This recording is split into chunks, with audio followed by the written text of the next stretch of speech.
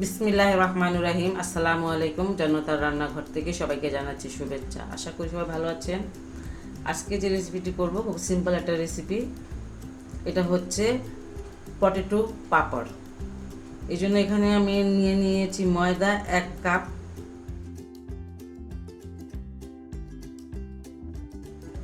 আর আধা বাটি নিয়ে নিব সিদ্ধ আলুটা। আমি ম্যাশ করে নিয়েছি, এই যে সিদ্ধ আলুটা দিলাম। 1 কাপের ময়দাতে আধা বাটি আর কি, আধা কাপ লাগবে আলু, সিদ্ধ আলু। আর কিছুটা নিয়ে নিচ্ছি কালো জিরা। এটা একটুখানি হাতে ডলে আপনার যেমনি দিয়ে দেব।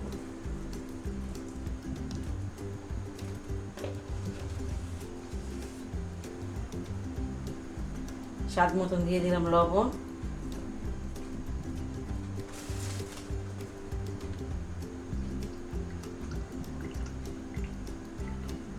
দুই চামচ দিয়ে দিলাম তেল।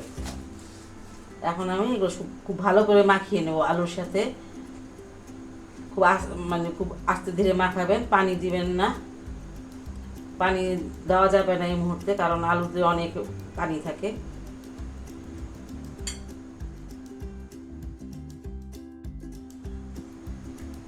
আলু আর ময়দাটাকে আমি ভালো করে মাখিয়ে নিয়েছি, কিন্তু এটাতে পানি লাগবে। পানি আমি দিব, কিন্তু গ্লাসে ভরে দিব না। গ্লাসে করে দিলে পরে বেশি পড়ে যেতে পারে, খুব শক্ত একটা ডো হবে। 1 চামচ দিলাম, এই 4 চামচে 2 চামচ দিলাম। আর এখন দিব না, যদি লাগে অবশ্যই দিব।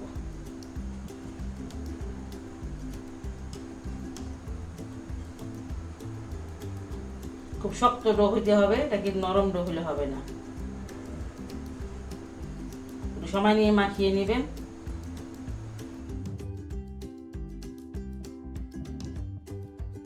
আমার মনে হচ্ছে আর 1 চামচ পানি লাগবে আমার।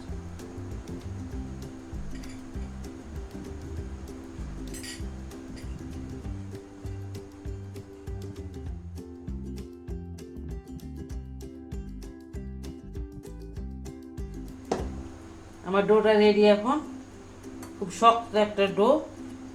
এটা এখন আমি রেস্টে রেখে দেবো প্রায় 15 মিনিটের জন্য। এটা ঢেকে রেখে দেব, তেল লাগিয়ে রাখি।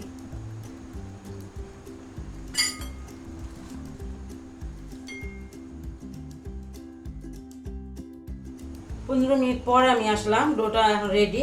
আমি একটু মেখে নিচ্ছি। বলো,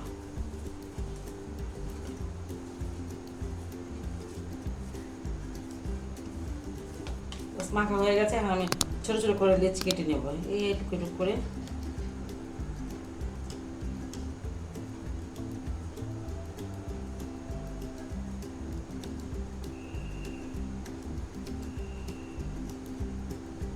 এটা বিকেলবেলা চায়ের সাথে খেতে পারেন, এবং করতে পারেন।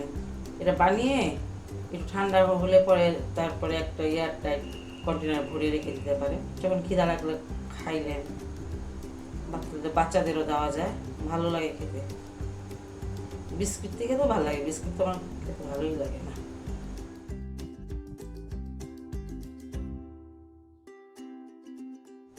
এই যে একটু একটু করে নেবেন, বেশি বড় করা যাবে না। একটুখানি শুকনো ময়দা দিয়ে দিলাম।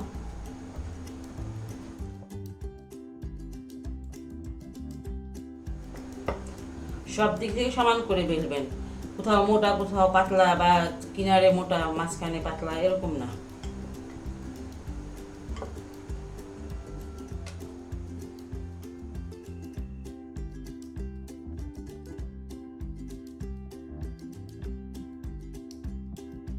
বাস এটুকু করেই বানাবো।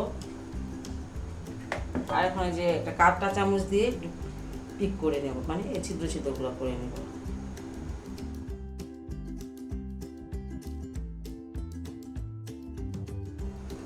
এভাবে বানিয়ে বানিয়ে আমি যে রেখে দেব। আরেকটা দেখাচ্ছি।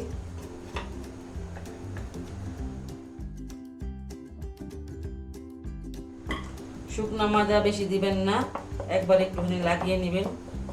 না লাগালেও হয়, তো তেল দিয়েও বানাতে পারেন।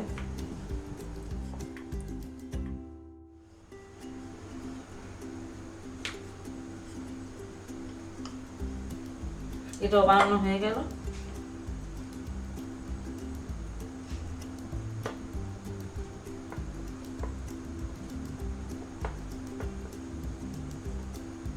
এভাবে করে আমি সবগুলো বেলে নিব, তারপরে এটা ভাজতে চলে যাব। আমি ভাজতে চলে আসলাম, চুলায় একটা প্যান দিয়েছি আর দিয়েছি কিছুটা তেল, যাতে এটা একটু ডুবো তেলে ভাজা যায়। এই পরিমাণ তেল দিয়েছি আর তেলটা গরম হয়ে গেছে মনে হয়। অত বেশি গরম তেলে দেওয়া যাবে না, কারণ এটা তাহলে পুড়ে যাবে, মচমচা হবে না। আমি আঁচটাও রেখেছি একদম কম, লো আঁচে রেখেছি, আস্তে আস্তে হবে আর কি। এটা একটু উল্টিয়ে দিচ্ছি।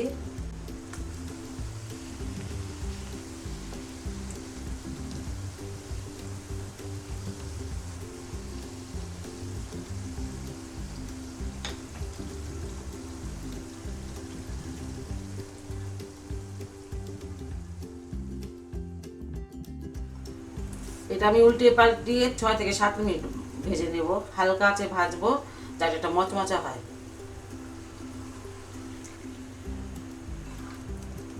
পাপড়ের মতন হবে, পাপড়ি বলে এটাকে আসলে। এটা লুচির মতন বা পুরির মতন হবে না, এই জন্য আমি ঠিক করে দিয়েছি যাতে না ফুলে। গোল্ডেন ব্রাউন করে ভাজবো, একটু সময় নিয়ে ভাজতে হবে। আর বড় যদি আপনার ফ্রাই প্যান থাকে তাহলে 3-4টা একসাথে দিয়ে দিতে পারেন, সমস্যা নেই। আমার প্যানটা ছোটো আমি নিয়েছি, বড় আছে অবশ্য। এটা আমার ভাজা হয়ে গেল, এই কালারটা আসতে হবে।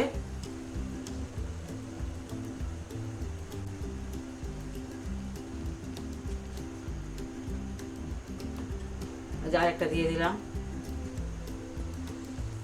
আমি সবগুলো পাপড়ি এক এক করে ভেজে নেব।